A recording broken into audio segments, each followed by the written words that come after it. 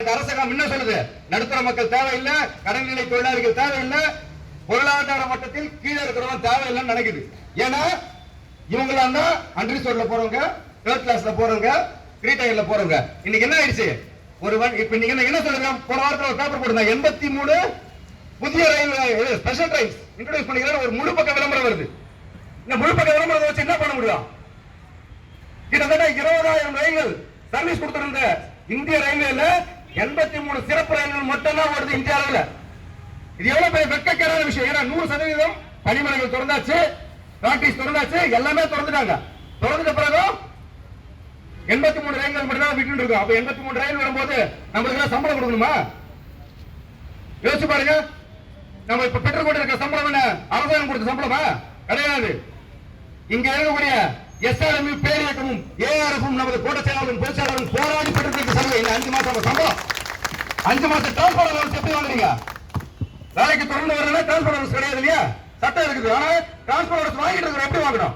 CA ஓட்டத்தையே மூடிட்டாங்க. மேல இந்த ஆபீஸ் கிடையாது. 60 பேருக்கு வேலை கோவிட். மொத்த ஆபீஸ்ல ஆள் கிடையாது, அக்கௌண்ட்ஸ்ல ஆள் கிடையாது. எல்லாருமே work from home E office. ஆனா என்ன பண்ணலாம்? சிஏ வாங்கணுமா? எப்படி வாங்கணும் சிஏ? வெறும் ஒரு போனிஃபைட் சர்டிபிகேட் கூட கிடையாது. Self declaration. ஆமா என் பையன் படிக்கிறான், அவர்தான் கொடுத்தா வாங்கிட்டல. இன்னைக்கு நம்ம வாங்கின அந்த உத்தரவு என்ன ஆயிடுச்சு? ரயில்வே போர்ட் சர்க்குலராக மாற்றி அமைக்கப்பட்டுள்ளது. அதுதான் எஸ்ஆர்எம், அதான் சென்னை கோட்டம், அதான் சென்ட்ரல் ரயில்வே போர்ட். அதனால இது போன்ற சலுகைகளை நீங்கள் தொடர்ந்து பெற வேண்டும் என்றால் நீங்க இந்த சலுகைகளை புதுசா வாங்குற சலுகைகளை தூக்கி வச்சிருக்க ஓரமா வைக்கலாம். ஏன்னா புதுசா சலுகை வாங்க மாட்டான்னு தெரியாது, அடுத்த பே கமிஷன் இருக்குதா இல்லையான்னு தெரியாது. ஆனா இதுவரை நாம் போராடி பெற்ற சலுகைகளை நாம் கட்டி காத்துக்கொள்ள வேண்டும். நம் கைக்குள்ளவே வச்சுக்கணும்னா இந்த வருங்காலங்களில் எஸ்ஆர்எம் பேரியக்கம் எடுக்கக்கூடிய அனைத்து போராட்டங்களிலும் கலந்து கொண்டு நமது பெற்ற சலுகைகளை கட்டி காக்க வேண்டிய பொறுப்பு ரயில்வே தொழிலாளர்களான இந்த எல்லாருக்குமே இருக்குது. இதுல தனியா நாங்க மட்டும் போராடுறோம், நீங்க வாங்கிக்கலாம் கிடையாது. உங்க ஒவ்வொருத்தரும் இருக்குது. இங்க நடக்கக்கூடிய போராட்டங்கள்ல இப்ப இன்னைக்கு பாத்தீங்கன்னா கிட்டத்தட்ட 300 பேருக்கு மேல இருக்கீங்க. இந்த பிரசன்ஸ் தான் முக்கியம். ஒரு போராட்டத்தில் உங்களோட ஒரு வேர்வை துளி இருந்துச்சுன்னா அப்போ அந்த போராட்டம் வெற்றி அடைஞ்சுன்னா என்ன ஆகும்? அந்த வெற்றியோட சுவை உங்க எல்லாருக்குமே தெரியும். நம்ம வேர்வையிலிருந்து வரக்கூடிய உப்பு சுவை, உப்புக்கு என்ன அதிகம்? நன்றி உணர்ச்சி அதிகம். நான் போராடி இந்த போராட்டத்தில் வெற்றி பெற்றேன்னா அந்த வெற்றி என்னைக்கு இருக்கும்? காலகாலத்தில் 2013ல போனஸ், அதுக்கு முன்னாடியே பேசிருக்கேன்.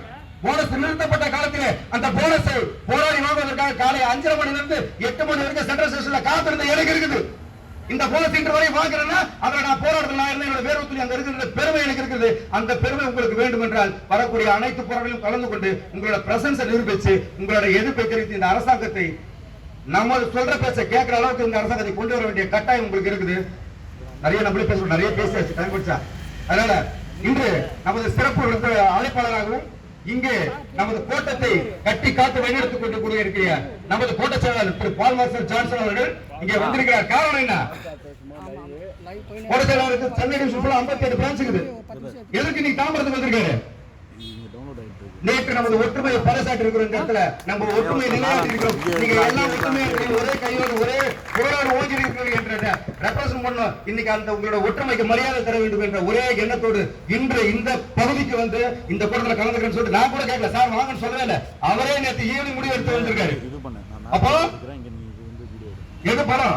ஒற்றுமைதான் பலம். இந்த ஒற்றுமையை கட்டி காக்க வேண்டியது உங்களுடைய பொறுப்பு. மேலும் இந்த ரயில்வே எத்தனை